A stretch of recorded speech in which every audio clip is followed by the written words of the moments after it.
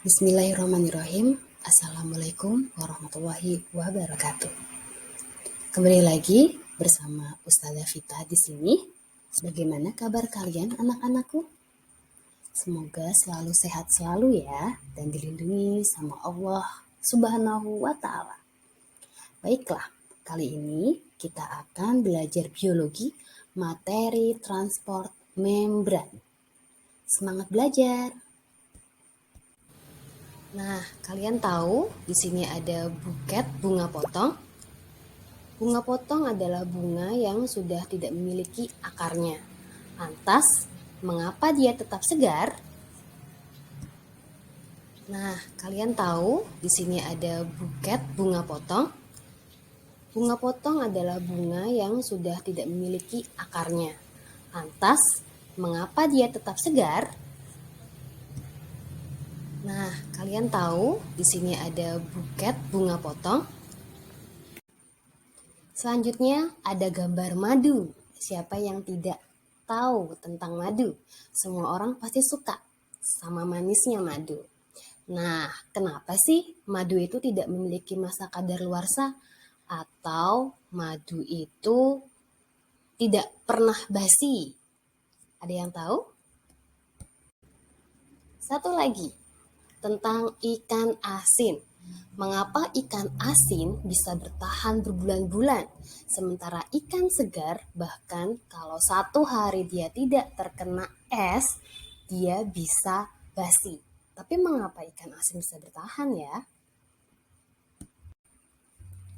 Pertanyaan-pertanyaan tadi berkaitan dengan materi di awal kita, yaitu tentang transport membran. Tujuan pembelajaran kita yaitu, pertama, melalui motivasi berupa buket bunga, ikan asin, atau madu, kalian nanti memiliki rasa ingin tahu pada materi yang akan disajikan dengan baik. Lalu yang kedua, akan ada video yang akan diberikan. Kalian mampu menganalisis mekanisme transport membran. Peta konsep yang kita pakai untuk pembelajaran materi kali ini adalah transport membran dibagi menjadi dua, transport pasif dan transport aktif. Transport pasif akan dibagi lagi menjadi dua, yaitu difusi dan osmosis. Sementara transport aktif dibagi menjadi pompa ion natrium kalium dan endositosis, eksositosis. Transport pasif adalah mekanisme perpindahan zat dengan atau tanpa membran semi permeabel dan tidak memerlukan energi. Terjadi secara otomatis. Maka difusi dan osmosis juga tidak memerlukan energi dan terjadi secara otomatis. Difusi adalah proses perpindahan suatu zat yang terjadi secara spontan dari konsentrasi yang tinggi ke konsentrasi yang rendah. Di situ ada gambar apa? Ya, benar. Itu adalah air sirup. Di dalam air sirup terdapat zat terlarut dan pelarut. Zat terlarutnya adalah sirup itu sendiri, pelarutnya adalah air. Pada difusi, zat terlarut akan merata di dalam air walau tanpa diaduk. Tidak memerlukan energi, terjadi secara spontan atau otomatis. Selanjutnya adalah osmosis. Osmosis adalah proses difusi air sebagai pelarut yang menggunakan membran semi permeabel. Tidak memerlukan energi dan terjadi secara spontan. Pada osmosis sel hewan, di sini ada gambar. Pada eritrosit direndam dalam 3 larutan yang berbeda.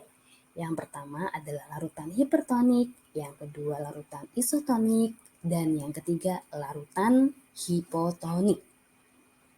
Lihat di gambar ya nak ya, bahwa larutan hipotonik sel darah merahnya menggembung dan membesar. Kira-kira kenapa ya? Sel tersebut membesar karena air di lingkungan Karena larutannya hipotonik, maka bisa dikatakan sebagai larutan encer atau airnya banyak di lingkungan.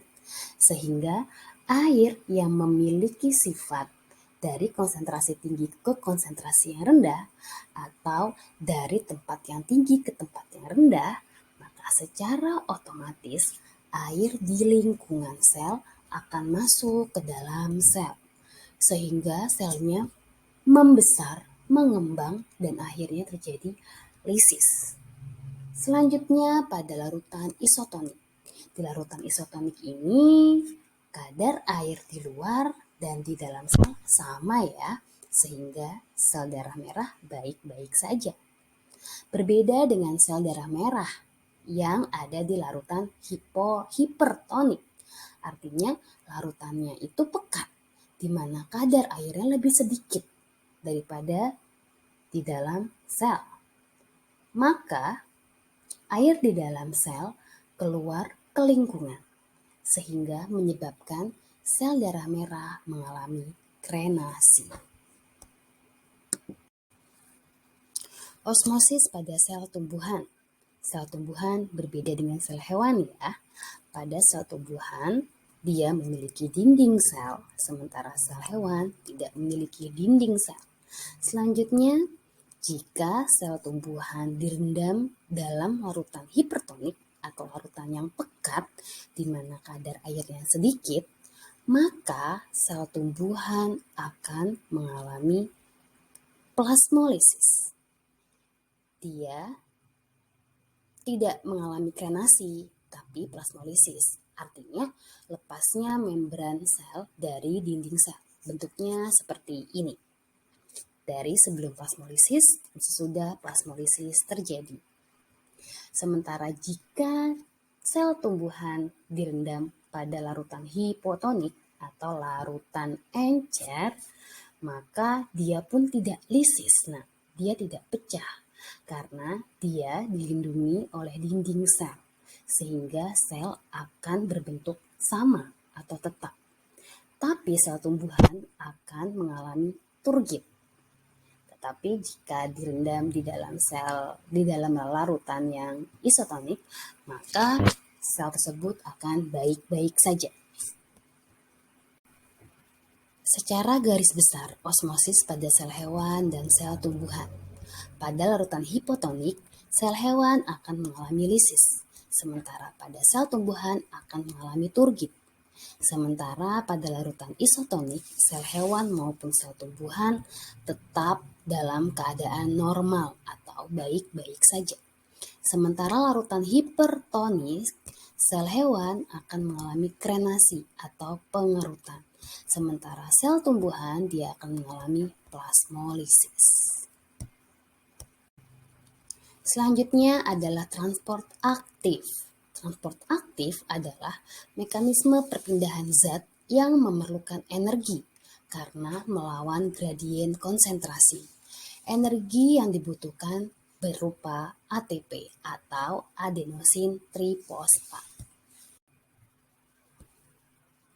Yang pertama adalah pompa natrium kalium. Itu merupakan gerakan pemompaan ion kalium ke dalam sel dan ion natrium keluar sel. Konsentrasi ion natrium di dalam sel lebih rendah daripada di luar sel. Sementara ion kalium berkebalikannya, di mana di dalam sel lebih tinggi daripada di luar sel.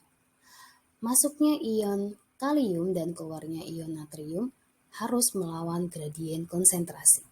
Akibatnya dibutuhkan energi berupa ATP dan bantuan protein integral pada membran sel. Setiap sel mengeluarkan 3 ion natrium yang akan diimbangi dengan pemasukan 2 ion kalium. Natrium dan kalium berfungsi dalam menjaga keseimbangan cairan dan elektrolit, serta menjaga keseimbangan asam dan basa. Kalium dan natrium ini ada di dalam setiap sel di dalam tubuh kalian. Selanjutnya, endositosis adalah peristiwa pembentukan kantong membran sel saat larutan atau partikel ditransfer ke dalam sel. Ada dua jenis endositosis, yaitu pinositosis dan fagositosis. Pinositosis akan membentuk kantong membran yang berupa cairan ke dalam sel, sementara fagositosis berupa partikel atau zat padat.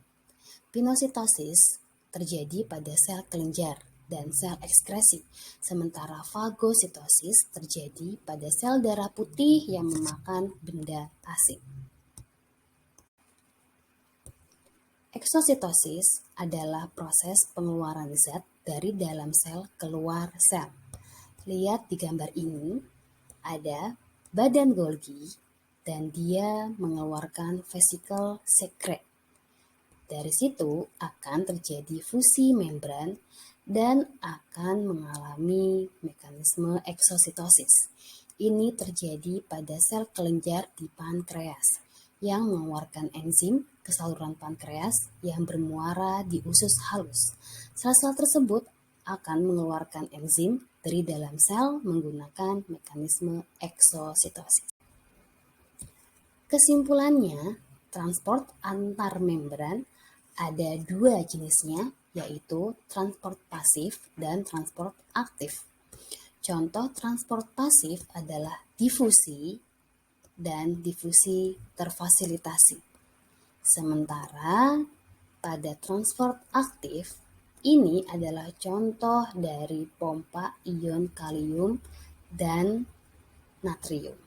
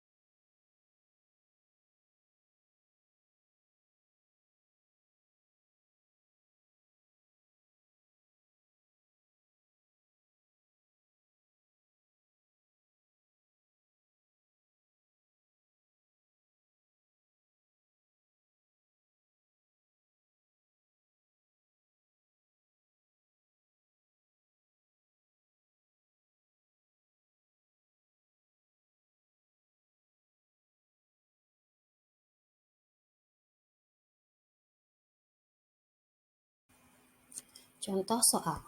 Siswa SMA Islam Asy-Syafi'iyah melakukan penelitian merendam kentang ke dalam 3 larutan yang berbeda, yaitu gula dengan konsentrasi 30%, gula dengan konsentrasi 5%, dan air murni atau air suling. Terjadi perubahan berat kentang sebelum dimasukkan dan sesudah dimasukkan ke larutan masing-masing sebagai berikut. Dari data tersebut, kesimpulan yang tepat adalah dari data, kita bisa menganalisis bahwa jenis larutan gula 30% atau kode gelas A itu mengindikasikan bahwa itu termasuk larutan hipertonik. Sementara yang B, gula 5% itu bisa dikatakan sebagai larutan hipotonik. Sementara air suling atau air murni merupakan larutan isotonik. Maka jawabannya adalah, kita lihat ya, pada gelas A yang tadi itu merupakan larutan hipertonik, air berdifusi dari kentang ke larutan gula dikarenakan larutan gula lebih hipertonis daripada sel kentang. Ini masuk akal. Yang B, pada gelas A, air berosmosis. Nah, ini yang perlu digarisbawahi. Yang A itu berdifusi, sementara B berosmosis. Kira-kira seperti ini, mana yang lebih tepat, difusi atau osmosis? Ya, jawabannya adalah yang osmosis ya, maka jawaban A kurang tepat. Pada B, pada gelas A, air berosmosis dari kentang ke larutan gula dikarenakan larutan gula lebih hipertonis daripada sel kentang. Ini Kita lihat dulu yang C. Pada gelas C, air berdifusi dari kentang. Ini berdifusi ya, jelas salah karena ini adalah fenomena osmosis. Yang D, pada gelas C, air berosmosis dari kentang ke larutan gula dikarenakan larutan gula lebih hipertonis. Yang C itu isotonik ya, bukan hipertonis, maka yang D itu juga salah. Sementara pada gelas B, gula berdifusi dari kentang ke larutan gula dikarenakan larutan gula lebih hipotonis daripada. Nah, yang E itu ada berdifusi. Difusi juga kurang tepat, maka jawabannya adalah yang B. Demikian pembelajaran kali ini. Terima kasih sudah belajar dengan baik hari ini. Semoga hari ini menyenangkan. Wassalamualaikum warahmatullahi wabarakatuh.